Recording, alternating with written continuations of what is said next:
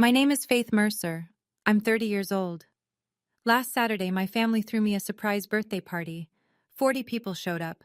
But it wasn't a party. It was an intervention. And I was the target. My mom stood in front of everyone and said I was selfish, ungrateful, and tearing this family apart.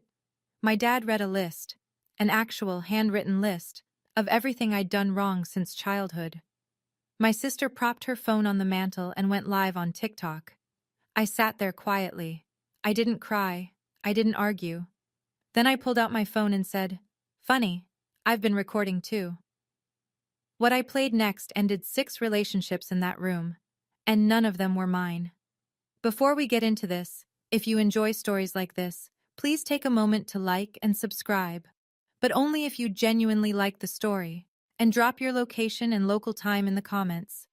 I want to know where you're listening from tonight. Now let me take you back to 3 years ago, the day my grandmother died and left me in charge of something my mother wanted more than anything. My grandmother's name was Vivian Mercer. She raised tomatoes in her backyard, kept a loaded pistol in her nightstand, and managed her own finances until the week she died at 81. She was the only person in my family who ever looked at me and said, "You're doing fine, sweetheart. Don't let them tell you different." 3 years ago, Vivian passed in her sleep. "Peaceful," the hospice nurse said. I hope that's true. I was sitting next to her when the monitor flatlined. I'd driven 2 hours after my shift to be there. Nobody else came that night. The funeral was standing room only. Vivian was beloved in town.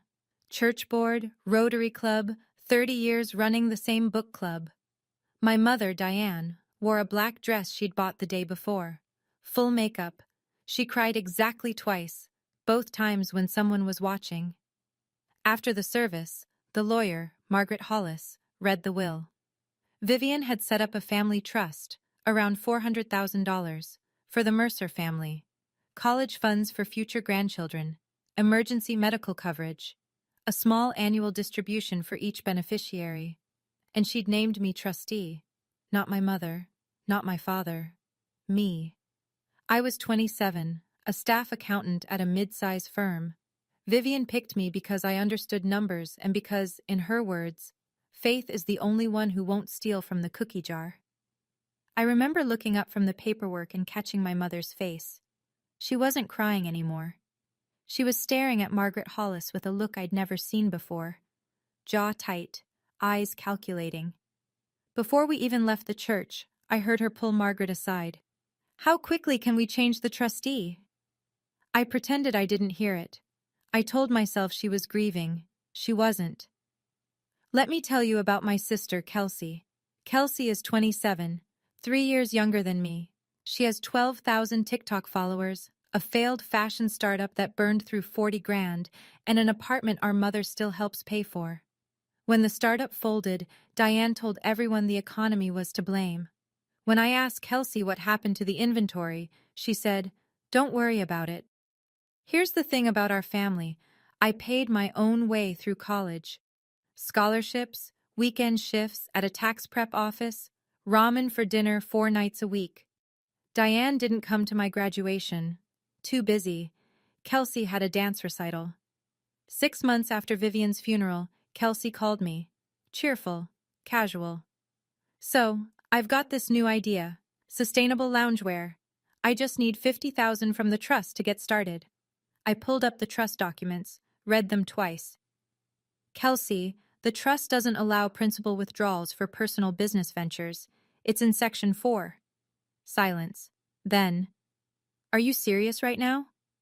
"I didn't write the rules. Grandma did." She hung up. 20 minutes later, my phone rang. Diane. "You're being controlling, Faith. That money is for the family." "It is for the family. For emergencies, education, medical costs, not for startups. You always do this. You always hold everything over our heads." I didn't argue. I just repeated the terms. Diane hung up too.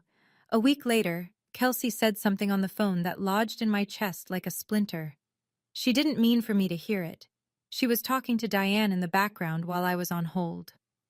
"Mom says if you won't give it up, she'll make everyone see what you really are." I should have paid more attention to that sentence. The campaign started slow. First, it was the phone calls. Diane has this gift. She can cry on command, and she knows how to frame a sentence so the other person fills in the worst parts themselves. She called my aunts, my uncles, the neighbors. Her version of events was always the same. Faith controls the trust, won't let anyone touch a dime, and treats us like strangers. She never mentioned Section 4.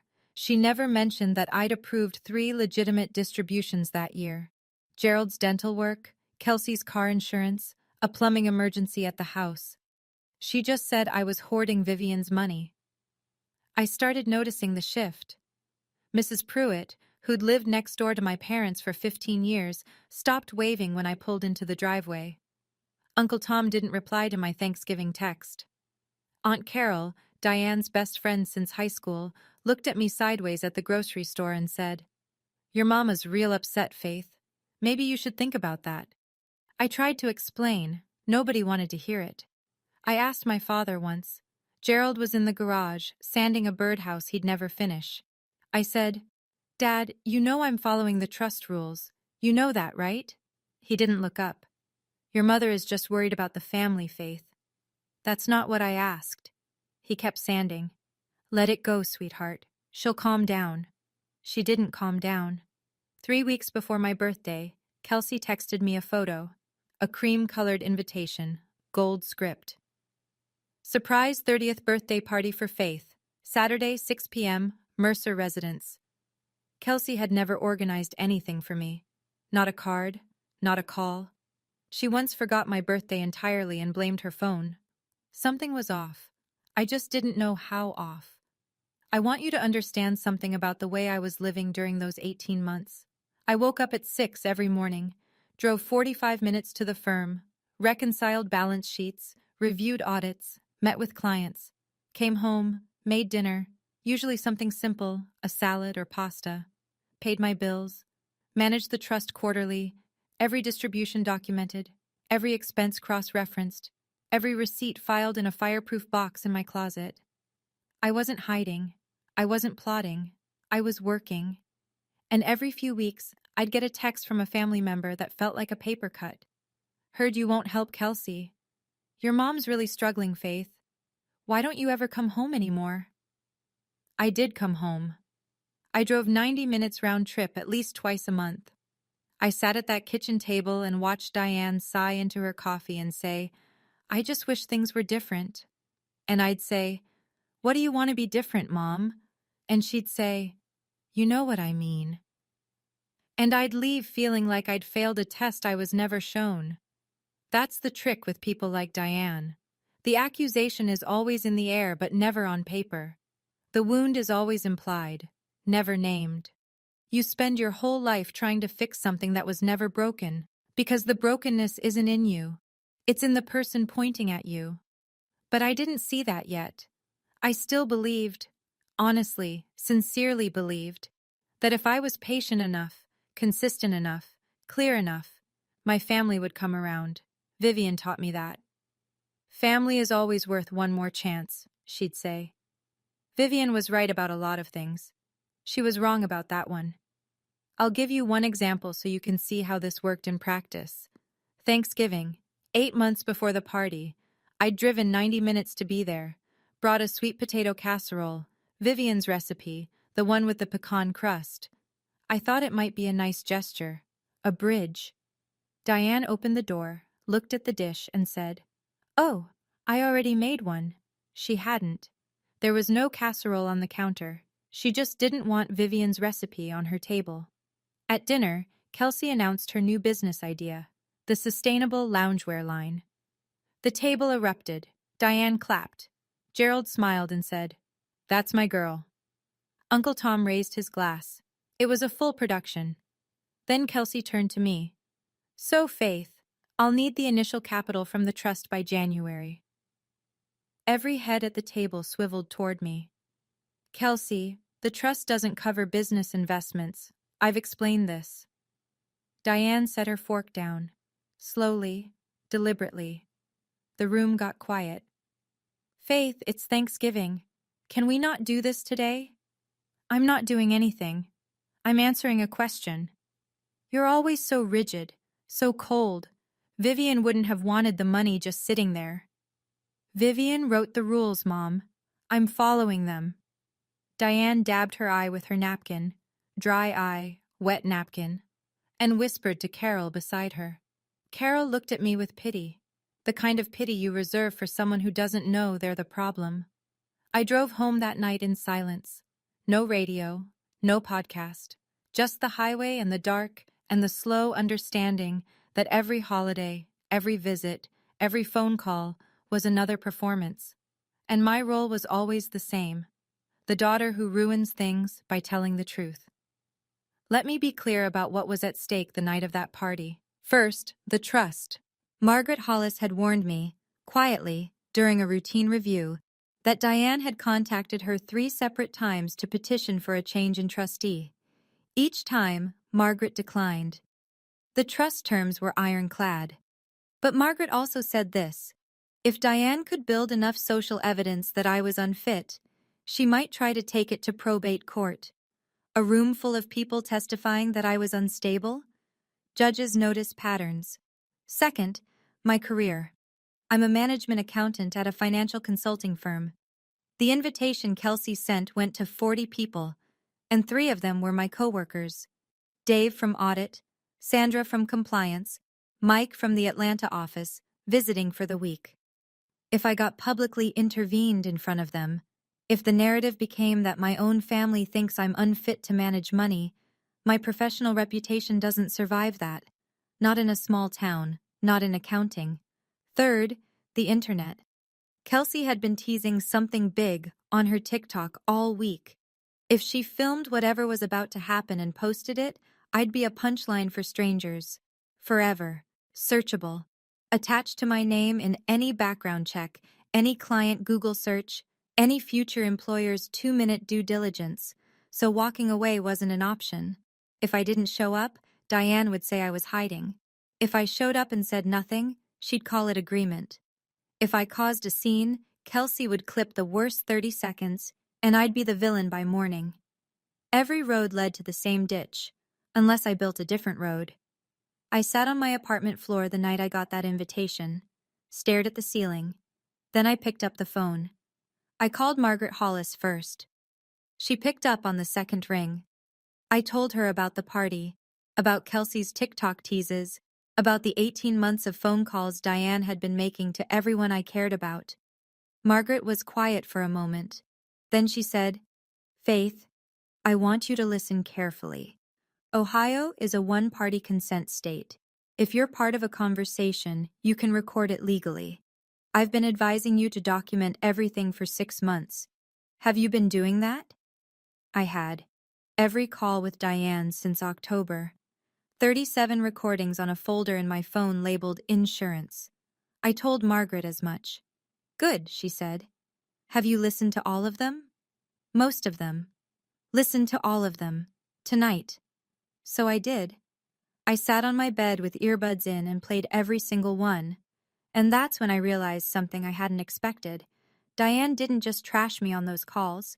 She trashed everyone. Gerald was spineless and useful. Mrs. Pruitt was pathetic and easy to steer. Carol was not a real friend, just convenient. Even Kelsey, Diane's own golden child, was useful because she does whatever I say. Every person Diane had recruited to her side, she'd mocked behind their backs. Every ally was a prop. My second call that night was to Ruth Mercer, my father's older sister. Diane had cut her off 8 years ago after Ruth refused to lend her money. Diane told Gerald that Ruth was jealous and toxic. Gerald believed it. He hadn't spoken to his own sister in years. Ruth answered on the first ring. "I've been waiting for this call," she said. "I'm inviting you to my birthday party. I wouldn't miss it. Aunt Ruth, sit in the back row." The day of the party, I drove to Nora's apartment. She was the only person outside of Margaret and Ruth who knew what I suspected. Nora sat cross-legged on her couch, laptop open, a legal pad balanced on her knee. She's a compliance officer. Her entire career is built on spotting irregularities. She took to this like it was a quarterly review.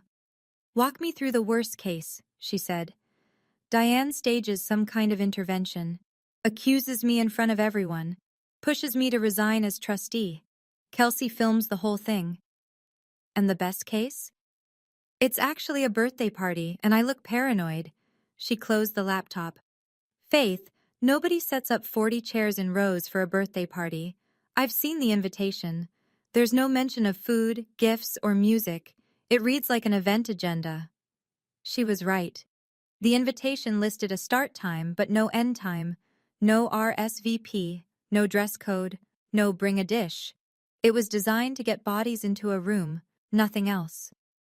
I'm going, I said. I have to.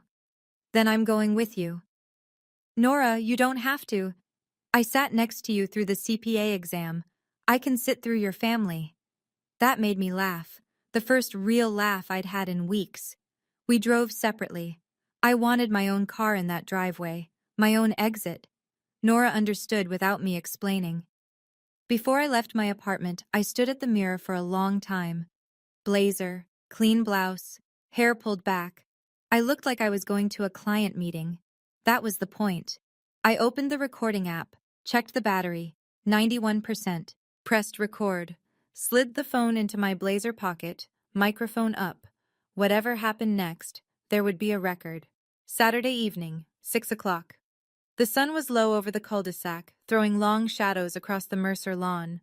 I counted the cars from the end of the street. 40. Easy. Some parked on the grass. Diane's doing. Vivian would have hated that. I sat in my car for 2 full minutes. Watched a pair of robins fight over something in the gutter. Ordinary evening. Ordinary birds. Nothing about the sky suggested that my life was about to split in half. I stepped out and walked to the front door. Unlocked, as always. The first thing I noticed was the chairs. They weren't scattered around food tables like a party. They were arranged in rows, 5 across, 8 deep, facing a small open space near the fireplace, like a conference room, like a hearing. A banner hung above the mantel. Happy 30th Faith. The H was crooked.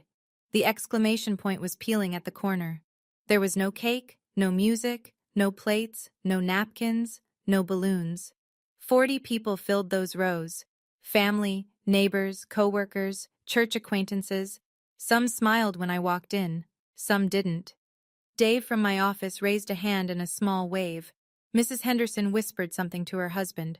Nora found me in the hallway. She grabbed my elbow, her eyes tight. Faith, the chairs are in rows. There's no music. Something's wrong. I know. Do you want to leave? We can walk out right now. I looked past her shoulder. Through the archway, Diane stood near a portable microphone on a short stand. She was smiling. The smile she uses at church, at PTA meetings, at charity functions.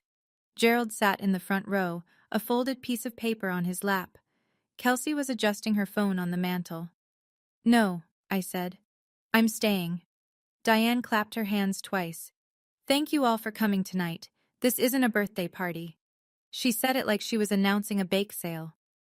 We're here tonight because someone in this family needs help, and sometimes love means saying the hard things. Diane paused, let the silence do its work. Then she turned to me. Faith, sweetheart, please sit down. 40 people turned to look at me. I walked to the empty chair at the front, sat, crossed my ankles, folded my hands in my lap. Diane leaned into the microphone. We're here because Faith is selfish. She let that word hang in the air like smoke. She's ungrateful. She's tearing this family apart. A few heads nodded. I recognized them. The ones who'd gotten the phone calls, the rehearsed ones. Uncle Tom, Mrs. Pruitt, Carol. Each one primed with Diane's version of events, delivered in Diane's teary, concerned, generous voice. Since she took control of her grandmother's trust, she's shut us out. She's refused to help her own sister launch her business. She's refused to visit. She treats this family like a burden she can't wait to put down. I watched the room. Some people looked uncomfortable. Some looked angry. At me. Dave sat near the back with his arms crossed, brow furrowed, clearly confused about what he'd walked into. Sandra was next to him, clutching her purse. "I've spoken to many of you privately," Diane continued, softer now, playing the wound. "And I know I'm not the only one who's noticed the change in Faith." More nods from the rehearsed section. Mrs. Pruitt clasped her hands like she was at a prayer meeting. I sat still, hands folded, face neutral. In the corner of my eye, Kelsey lifted her phone from the mantel and flipped it to face the room. A red dot pulsed. She was live. Gerald stood. He was wearing the brown polo Diane bought him for Father's Day, the one he never chose himself. He unfolded the piece of paper slowly, and I watched his fingers tremble against the crease. "Faith," he said, cleared his throat, started again. "Your mother and I put together some examples, things we'd like you to hear." He didn't look at me. Not once. "When you were 12, you refused to come to the family Christmas dinner." I was 12. I had the flu. I was vomiting into a bucket every 20 minutes. Diane told me to come downstairs anyway because it looked bad in front of the relatives. When you were 18, you chose a college 3 hours away instead of staying close to home. I chose the school that offered a full ride. The local college offered nothing. Diane wanted me at the community college so I could babysit Kelsey after school. When you were 25, you accepted the trustee role without asking your mother first, Vivian asked me privately. She told me specifically not to discuss it with Diane until the paperwork was signed. I understood why now. Gerald kept reading. Each item was a moment where I'd made a reasonable, independent choice, repackaged as an act of rebellion. Going to summer camp at 14, getting my own apartment at 22, declining to co-sign Kelsey's first business loan. His hand shook the entire time. I watched the paper flutter with each breath. Then I noticed the handwriting. Gerald's handwriting is blocky, all capitals, engineer neat. The writing on that paper was looping, slanted, pressed hard into the page. Diane's handwriting, not his. He finished the list and sat down without looking up. Diane touched his shoulder, the way you'd pat a dog that fetched the morning paper. The room shifted after the list. You could feel it, a slow rearrangement of sympathies, like tectonic plates grinding beneath the surface. Some people leaned forward. Mrs. Pruitt dabbed her eyes. Carol put a hand over her heart. These were the faithful, Diane's network, her phone tree of grief and grievance, and they responded to the list the way they were supposed to, with sad, righteous head-shaking. But others pulled back. Dave uncrossed his arms and looked at Sandra. Sandra shook her head, a tiny motion, barely visible, but it said everything. The Hendersons in the fourth row exchanged a glance I recognized from 20 years of church potlucks. The glance that says, "This is not what we signed up for." A woman I didn't know, someone's +1, or maybe a neighbor from 2 streets over, stood up quietly and slipped out the side door. Nobody stopped her. Nobody acknowledged it. Diane didn't notice. She was building momentum. "Faith," she said, turning to me with wet eyes. "We're not saying these things to hurt you. We're saying them because we love you, because we want our family back." Kelsey was reading her TikTok comments quietly, a half smile on her face. She tilted the screen toward Diane. "Watch my family finally hold my sister accountable." The caption she'd posted. Thousands of people watching a woman get ambushed at her own birthday party. I looked at Diane's face. The practiced concern, the quivering lip, the slight forward lean that invited sympathy. I'd seen that face 1,000 times.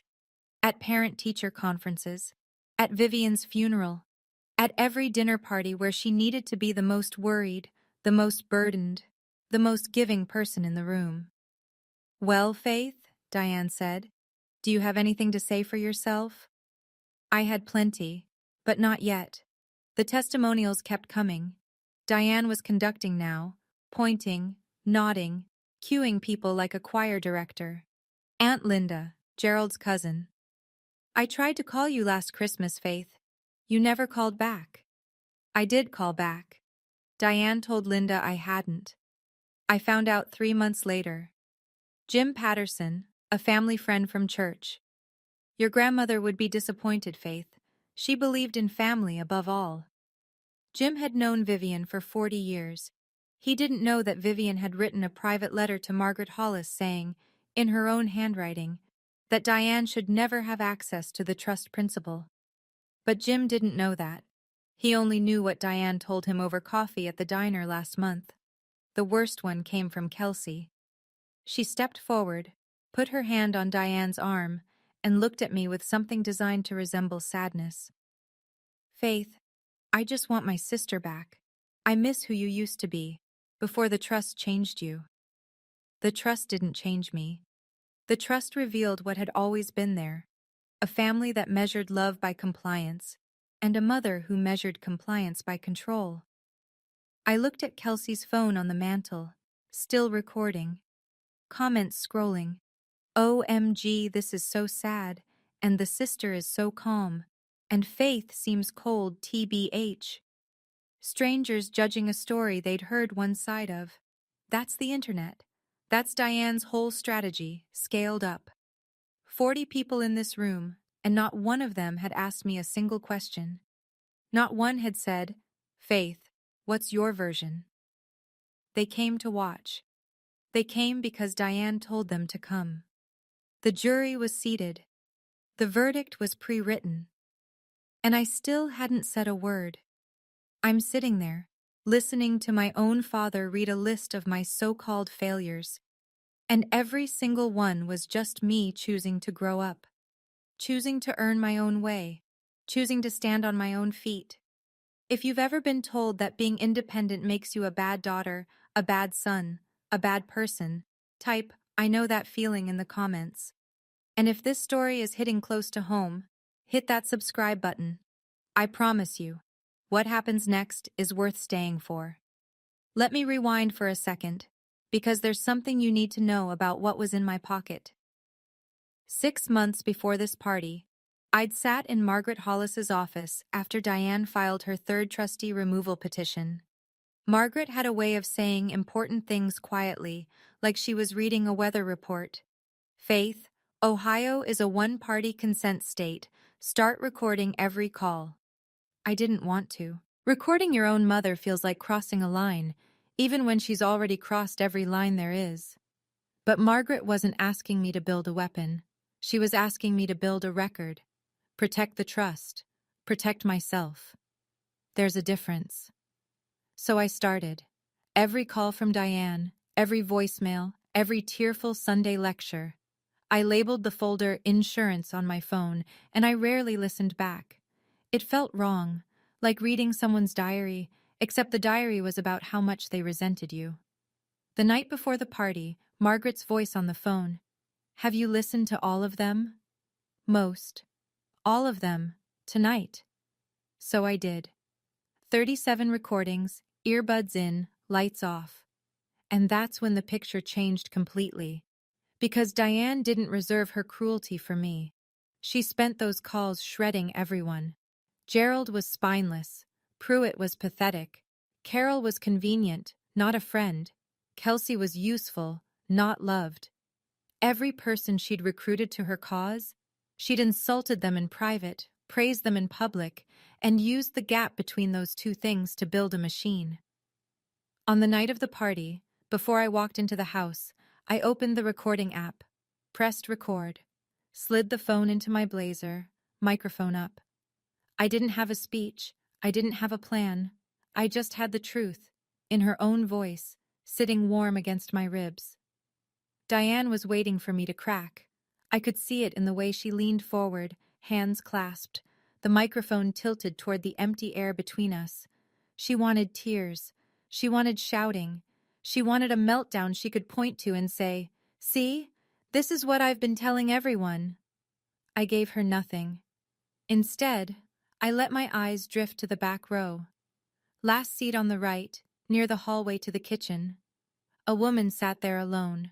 Silver hair pinned back, gray wool coat, even though it was May. Hands folded, posture straight as a hymnal. Ruth Mercer, my father's older sister, the woman Diane had surgically removed from this family 8 years ago. Nobody noticed her. Gerald hadn't turned around. He was staring at the floor, the crumpled list still in his fist. Kelsey was monitoring her TikTok comments.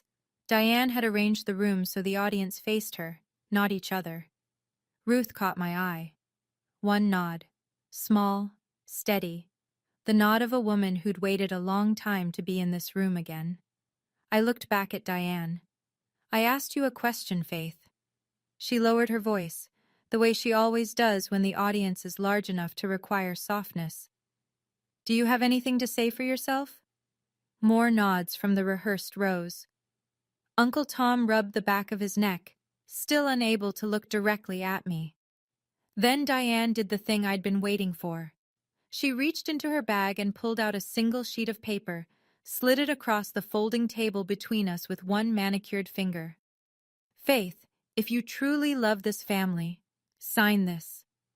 The room leaned forward. Diane invited the room to share their hearts. Uncle Tom went first. He stood with his hands jammed in his pockets and wouldn't meet my eyes. Faith, your mom says you won't return her calls. That doesn't seem right. I returned every call, every single one. Diane was the one who let them ring through, then told everyone I'd gone dark. Mrs. Pruitt was next. She pressed a tissue under her glasses. Your mother cries to me every Sunday after church, honey. She says she's losing you. Those Sunday calls weren't grief sessions. They were campaign updates. I knew that now. Dave, my coworker, half stood from the back. He looked like a man who'd walked into the wrong courtroom. I didn't know it was this bad, Faith. Kelsey said it was a birthday thing. He sat back down fast. Sandra was already buttoning her coat. One by one, the testimonials rolled in. Same phrases, same rhythm. We're worried about you. Your mother just wants what's best. Family comes first. Each sentence had Diane's fingerprints on it, polished smooth, distributed in advance, delivered on cue. Kelsey picked up her phone and read a TikTok comment to the room, grinning. Wow, your sister sounds toxic. See, Faith? She held the screen toward me. Even strangers can tell. I watched the red light pulse on her phone. Still live, still broadcasting this to thousands of people I'd never meet. I looked at the faces around me. 40 people. Some uncomfortable, some convinced. A few already checking the time. They'd been assembled like a jury, but only one side had been allowed to present its case. That was about to change. But first, that piece of paper on the table. Nora couldn't hold it anymore. She stood up in the third row, blazer sharp, shoulders square, voice clear enough to reach the back wall. This is wrong. This is not an intervention. This is an ambush. Faith doesn't have an addiction. She doesn't have a crisis. She manages a trust responsibly, and you're putting her on trial for it. The room stirred. A few heads swiveled toward Diane for a response. Diane pivoted without missing a beat. She tilted her chin, softened her gaze, and said, Nora, sweetheart, you're Faith's friend. Of course you'd defend her. A tender pause. But sometimes the people closest to us are the ones enabling us the most. Kelsey from the side. Nora, you're not family. This isn't about you. Nora opened her mouth, but Uncle Jim, Diane's cousin, put a firm hand on her arm. She sat. Not because she agreed, because the room had already closed ranks around her, and one more word would have made her the new target. She looked at me across 2 rows of chairs. Her eyes said everything. Under my seat, out of sight, I reached back and squeezed her hand once. It's okay, I whispered. Sit down. Diane watched the exchange with a satisfied, pitying smile. She smoothed the front of her blouse and turned the microphone back toward me. Faith, your silence speaks volumes. You don't even care enough to defend yourself. Then she tapped the paper on the table. This is a voluntary resignation as trustee of the Vivian Mercer Family Trust, your grandmother's trust. If you love us, if you love this family at all, you'll sign it. Right now, in front of everyone. Kelsey slid a ballpoint pen across the table. The room held its breath. There it was. Not love, not concern, Not 40 people gathered because they were worried about my well-being. Just a dotted line and a ballpoint pen. I picked up the paper. Read it slowly. The language was clumsy. Too simple for a legal document, too formal for a family conversation. No attorney had drafted this. Diane had typed it at the kitchen table, probably while Gerald sanded something useless in the garage. Voluntary resignation as trustee of the Vivian Mercer Family Trust. I set the paper down and looked at the room. Something had shifted in the air. Dave was frowning, arms uncrossed for the first time. Mrs. Henderson leaned toward her husband, whispering.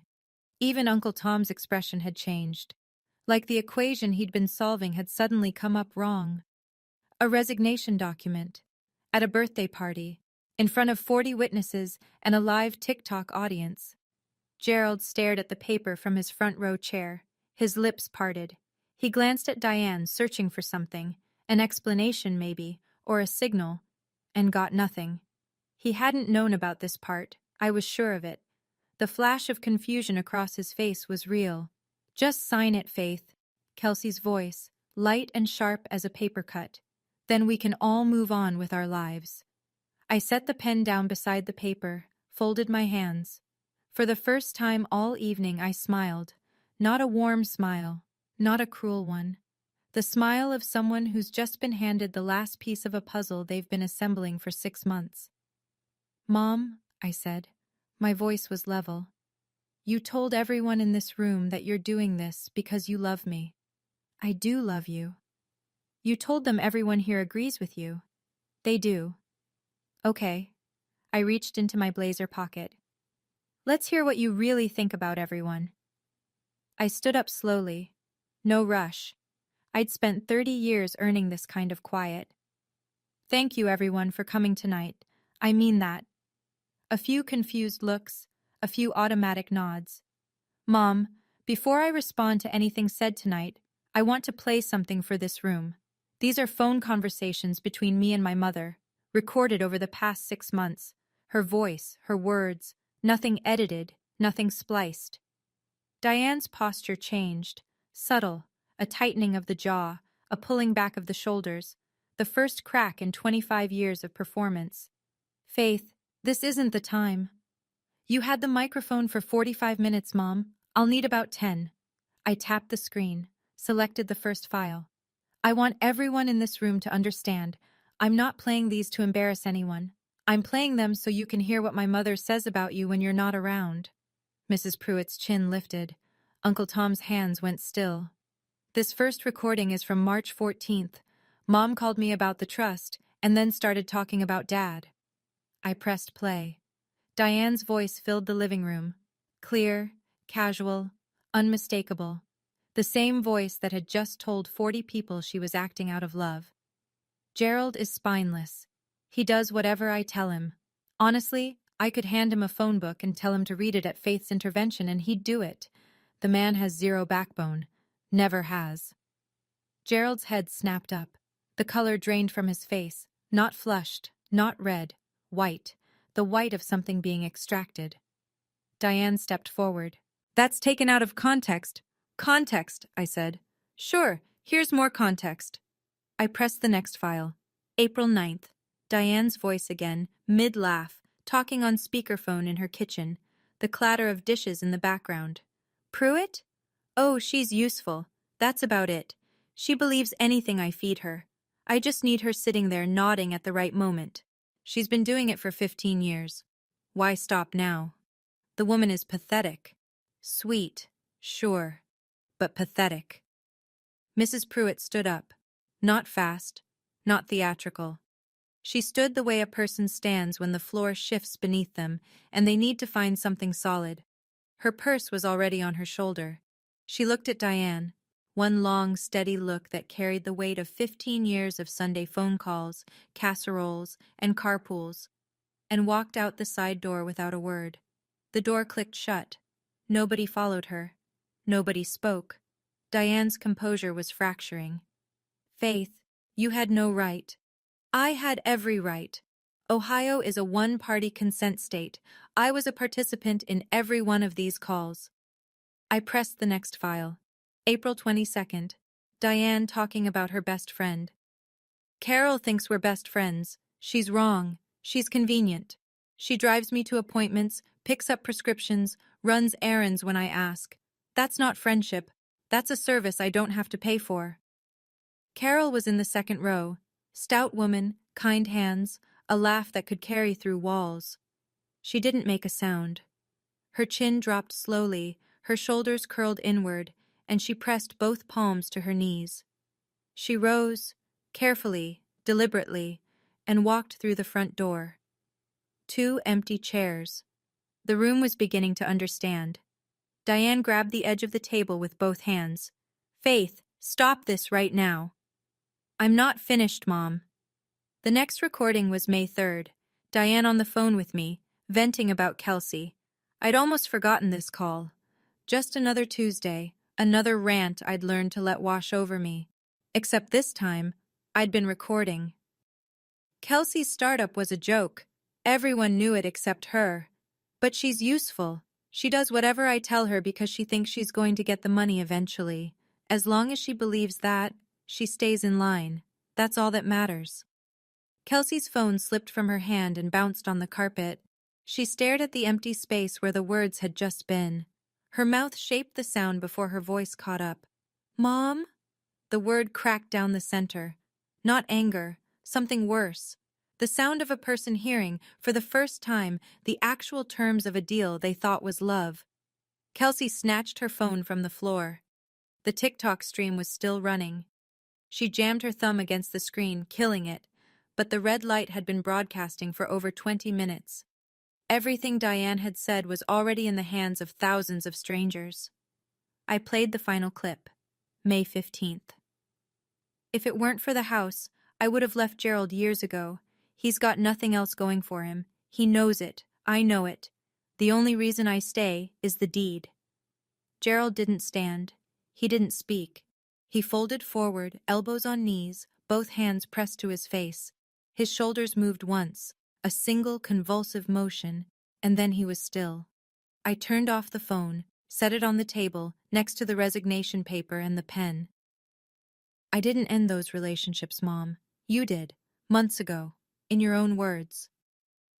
The room after the recordings was a different room. Uncle Tom stood up.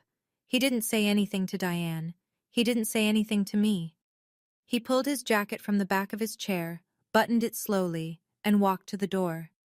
At the threshold, he turned and looked at Gerald, just Gerald, and gave a small, sad shake of his head. Then he was gone. Dave was already standing. He caught my eye from across the room, pressed his lips together in something that wasn't quite an apology and wasn't quite a nod, and left with Sandra 2 steps behind him. Sandra paused long enough to squeeze my arm as she passed. The Hendersons left together, hand in hand, without looking at anyone. Jim Patterson, the church friend who'd quoted Vivian minutes ago, sat frozen in his seat, staring at the microphone stand like it had sprouted teeth. He stood eventually, muttered, "Excuse me," to no one in particular, and shuffled out the front door. In 90 seconds, the room went from 40 people to 12, then 8, then 5. Diane stood behind the folding table. Her hands were flat on the surface, fingers spread, as if she were holding the table down or holding herself up. Her chest rose and fell in quick, shallow breaths. The smile was gone. The performance was over. Underneath it was something I'd never seen on my mother's face before. Not anger, not sadness, but the raw, animal recognition that control had slipped through her fingers and wasn't coming back. Kelsey sat in the front row, phone dark, shoulders hunched, staring at the carpet. She looked 20 years old. She looked lost. Gerald hadn't moved. His hands still covered his face. The crumpled list lay on the floor beside his chair. I stood in the middle of it all, phone in hand, and felt nothing that I expected to feel. 6 relationships. Gone. Not because I played dirty, but because the truth finally had a speaker. If you've ever been the person everyone blamed while the real problem smiled and waved at the neighbors, I see you. Type, "Truth wins" in the comments, and share this with someone who needs to hear it tonight. Now, You might think the story ends here. It doesn't. Because what happened after the room cleared? That's where the real fallout begins. The room was hemorrhaging. People gathered coats, avoided eye contact, whispered to each other in tight clusters near the door. 2 neighbors left without a word. Uncle Jim muttered something to his wife, and they were gone. The Hendersons walked out holding hands, heads down, like they were leaving a funeral that wasn't theirs. Then a voice came from the back row. Low, clear, steady. Gerald. My father turned. His face was swollen, his eyes raw, and when he saw who was standing there, the last trace of color left his cheeks. Ruth? Aunt Ruth walked forward from the back row, unhurried. She didn't need a microphone. Her voice was the kind that fills a room the way a church bell fills a valley, not loud, just present. I've been trying to tell you for 20 years, Gerald. This is who Diane is. This is who she's always been. Diane spun around. What is she doing here? I did not invite her. I did, I said. Ruth stopped 3 feet from Gerald. She wasn't gloating. She wasn't performing. She looked like a woman who'd held a door open for 2 decades and had finally seen someone walk through it.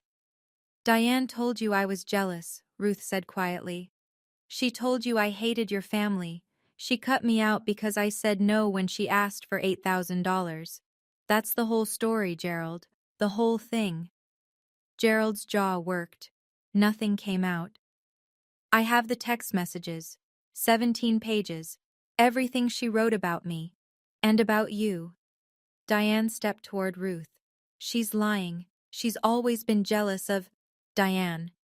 Ruth didn't raise her voice. I'm not here for you. I'm here for my brother. The remaining guests moved for the exits, quietly, quickly, like people leaving a building they no longer trusted. Ruth placed a hand on Gerald's shoulder. He didn't pull away. For a moment, neither of them moved. A brother and a sister standing together for the first time in 8 years, in a room that was emptying out like a bathtub with the plug pulled. Diane watched them. Her face cycled through expressions, rage, disbelief, calculation, settling on something that resembled panic. She was running out of audience. This is a setup, she said. Her voice was higher now, strained. Faith planned this. She recorded me without my permission. She brought Ruth here to ambush me. I held up one finger. Then I pulled out my phone and dialed. Margaret Hollis picked up on the first ring. I put it on speaker. Margaret, it's Faith. I'm at my parents' house. You're on speaker. I understand. Go ahead. Mom, Margaret is the attorney who manages Grandma Vivian's trust. I believe you two have spoken. Diane said nothing. Margaret's voice was measured, precise, unhurried. Mrs. Mercer, I've received and declined your petition to remove Faith as trustee 3 times. Her position is legally sound and supported by Vivian Mercer's explicit written instructions. Diane gripped the table. That trust should be managed by...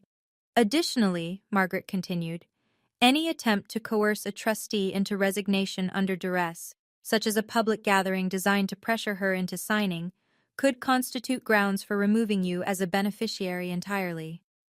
The silence pressed against every surface in that room.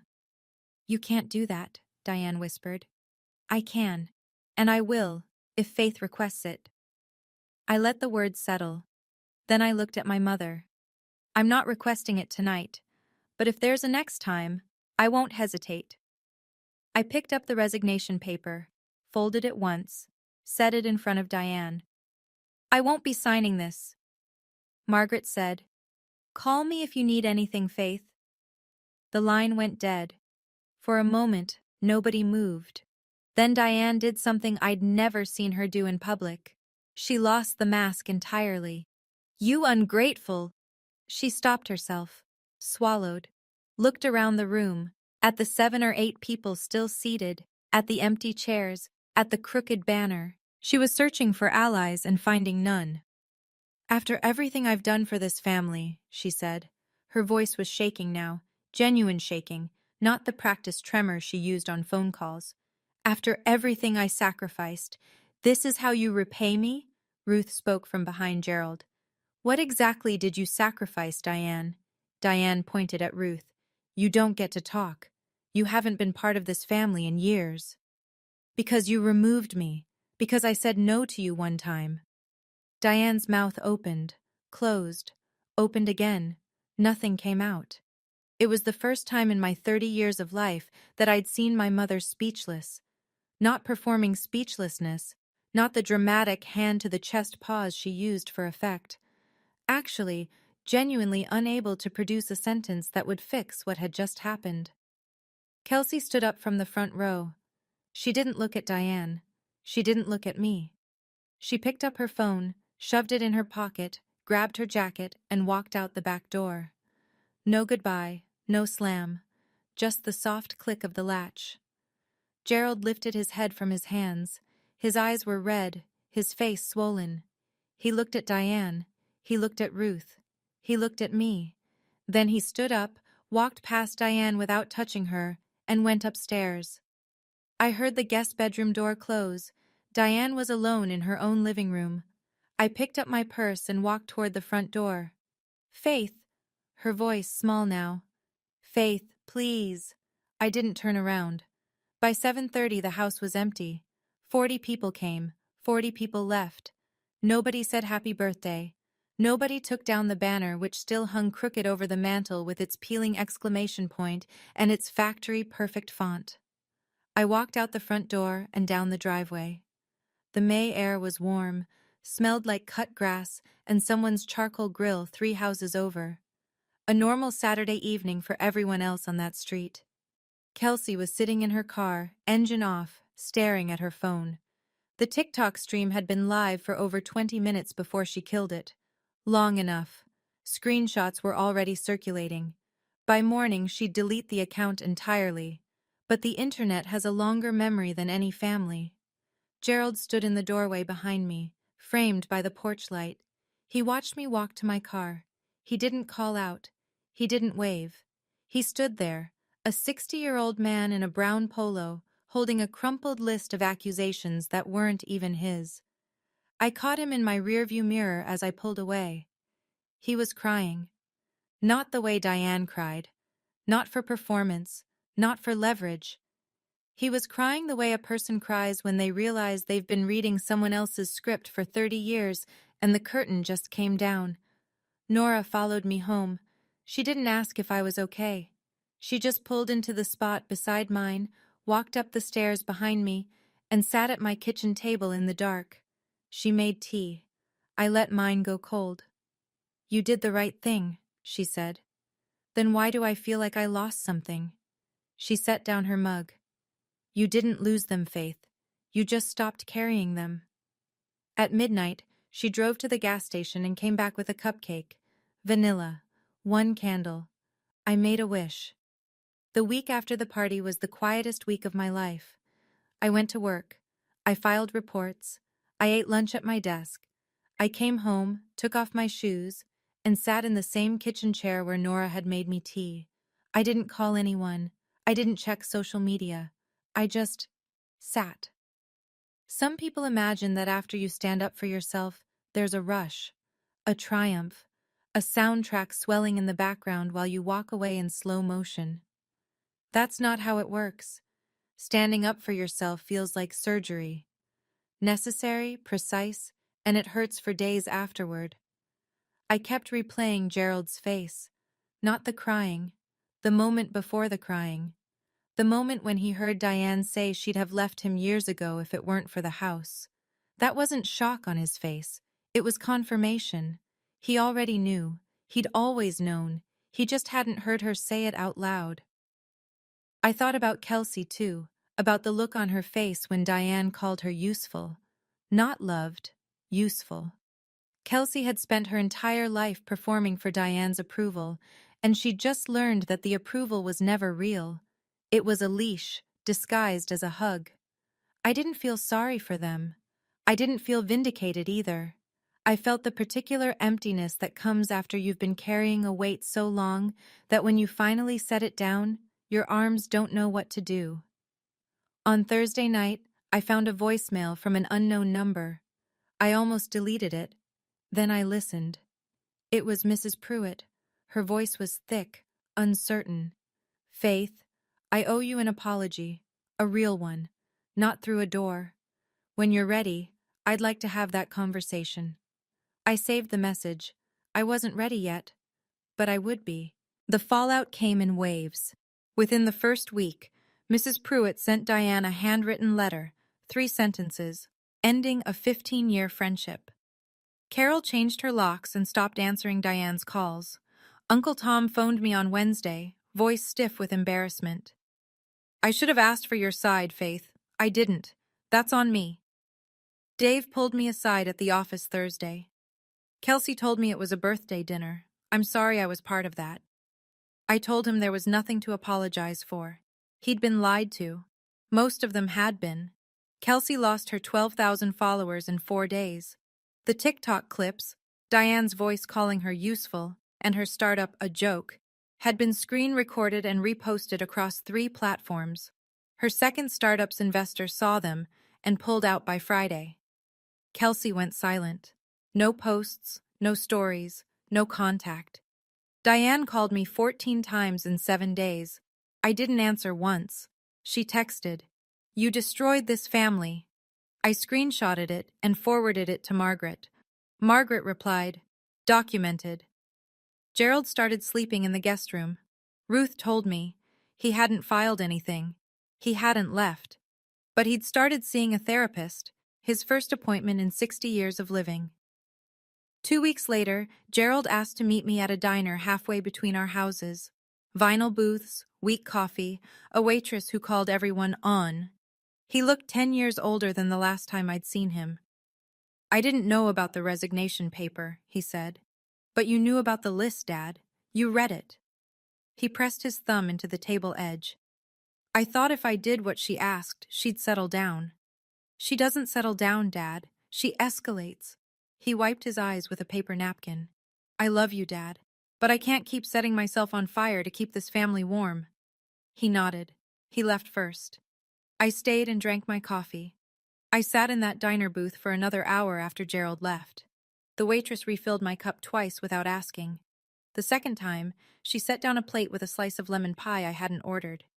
"On the house, hun. You look like you could use it."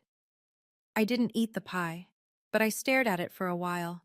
Something about the gesture, the casualness of it, the small, uncomplicated kindness from a stranger, cracked something open in my chest that I'd been holding shut for weeks. I thought about Vivian, about her kitchen, about the way she'd slide a cup of tea across the counter and say, "Tell me about your day, sweetheart," and actually wait for the answer. She never interrupted. She never redirected the conversation back to herself. She just listened. That's what I missed most. Not the money, not the trust, not the title of trustee. I missed being heard by someone who didn't have an agenda. Vivian picked me for a reason. She saw something in me that Diane spent 30 years trying to bury, the ability to hold the line, to say, "These are the rules," and mean it. To love someone without needing to own them. I paid for my coffee and the pie I didn't eat. Left a big tip. Drove home with the windows down and the radio off. That night, I sat at my kitchen table and opened my laptop. The cursor blinked in an empty email draft for 10 minutes before I started typing. Every sentence I wrote, I deleted and rewrote. Not because the words were wrong, but because I wanted to make sure they were mine. Not Diane's narrative, not Gerald's guilt, not Kelsey's silence, mine. I sent the email on a Sunday morning, short, clear, professional, no emotion, no history lesson, just boundaries. To Diane Mercer, Gerald Mercer, Kelsey Mercer. CC, Margaret Hollis. Subject, moving forward. I will continue to serve as trustee. Distributions will follow Grandma Vivian's original terms. That is not a negotiation. I am open to family counseling with a licensed therapist, a real therapist in a real office, not an intervention, not a public event. Any future attempt to publicly pressure, defame, or coerce me will result in a formal review of beneficiary eligibility. Margaret Hollis has been informed. I love this family. But love without boundaries is not love. It's control. And I'm done participating in control. Faith. Diane didn't respond. Acknowledging the email meant acknowledging the boundary. And Diane doesn't acknowledge things she can't override. Kelsey unblocked me on Instagram 3 days later. No message, no apology. Just a quiet reopening of a door she'd slammed shut. I noticed. I didn't walk through it. Not yet. Maybe not ever. That would be her work to do, not mine. Gerald wrote back one line. I understand. 2 words, honest in a way that 30 years of longer sentences had never been. Ruth called that evening.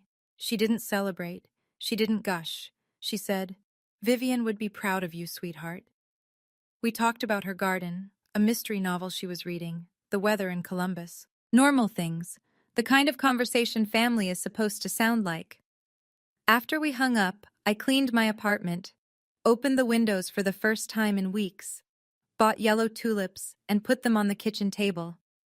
For the first time since Vivian died, my home felt like home. I turned 30 in a room full of people who'd been told to hate me. My mother orchestrated it. My father read the script. My sister broadcast it to strangers for content. 40 people watched, and most of them did nothing.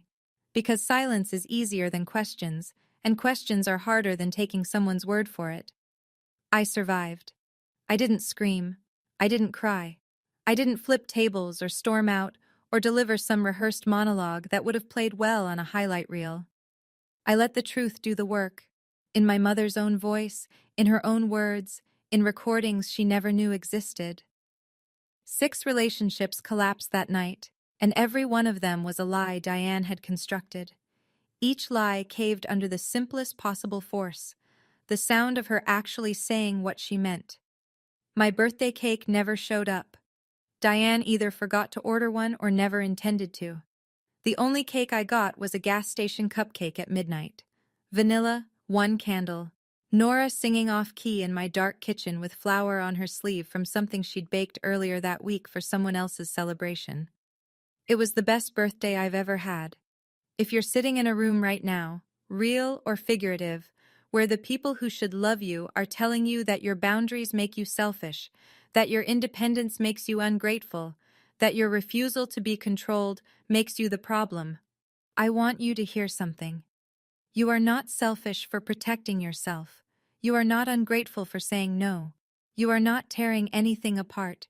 You're building something new, something honest, something that belongs to you. 30 looked nothing like I'd pictured. But for the first time in my life, it looked like me. So here's my question for you. If you were in that room, 40 chairs, 1 microphone, your mother holding a pen, what would you have done?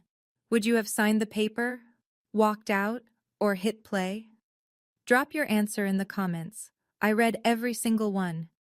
And if you want to hear what happened 3 months later, because trust me, Diane was far from finished, check the link in the description.